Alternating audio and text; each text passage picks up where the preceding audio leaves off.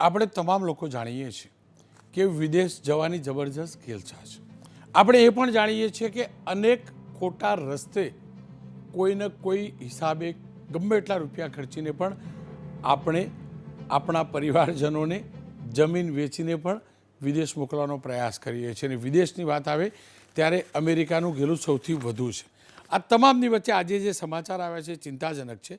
યુએઈથી ગેરકાયદેસર અમેરિકાની ઘૂસણખોરીના મોટા ષડયંત્રનો પર્દાફાશ થયો છે. ફ્રાન્સના વાલ્ટ્રી એરપોર્ટ પર ફ્યુઅલ લેન્ડિંગ માટે થયેલા વિમાનને માનવ તસ્કરીની આશંકાએ ફ્રાન્સ ઓથોરિટીએ અટકાવ્યું. આપે એરપોર્ટ જોઈ શકો છો અને એ જે વિમાનને અટકાવાયું છે જોઈ શકો છો. જે વિમાન યુએઈથી ટેકઓફ થયેલું હતું. વિમાનમાં 260 મુસાફરો હતા જે ભારતીય હોવાનું ખુલ્યું છે. પ્લેનમાં 21 મહિનાથી 17 વર્ષના સગીર મુસાફરો પણ હતા. આપ સમજી શકો છો 21 મહિનાનું સંતાન કોઈ કેવી રીતે એકલું મોકલી શકે. ચર્ચા એ વાતની પર છે, અહેવાલો એ પણ છપાયા છે કે 96 મુસાફરો તો આપણા ગુજરાતી હતા અને ઉત્તર ગુજરાતના હતા. જો કે એ વાતની કોઈ પુષ્ટિ થઈ નથી. પ્રશાસનમાં અમે આજે પણ પૂછ્યું છે, હોમ ડિપાર્ટમેન્ટમાં પણ પૂછ્યું, કેમ કે ઉત્તર ગુજરાતની વાત આવી ત્યારે ઉત્તર ગુજરાત સાથે જોડાયેલા ઉચ્ચ પોલીસ અધિકારીઓને પણ પૂછ્યું.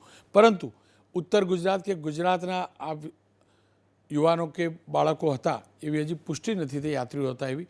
પણ ડર ચોક્કસ છે, ચિંતા ચોક્કસ છે.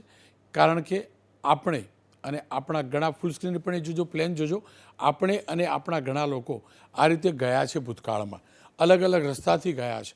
આશા રાખીએ કે આવી મમત છોડી દઈએ. આવી ખોટી એક લાલસા જે છે આપણને વિદેશની છોડી દઈએ. આપણા દેશમાં હવે બધું છે, બધી સુખ સુવિધાઓ છે, બધી ફેસિલિટી છે, છતાં પણ ખોટું કરીને જવાનું, જમીન વેચીને જવાનું અને ગયા પછી આવી રીતે હેરાન થવાનું. ભૂતકાળમાં આપણા લોકોએ જીવ પણ ગુમાવ્યા છે.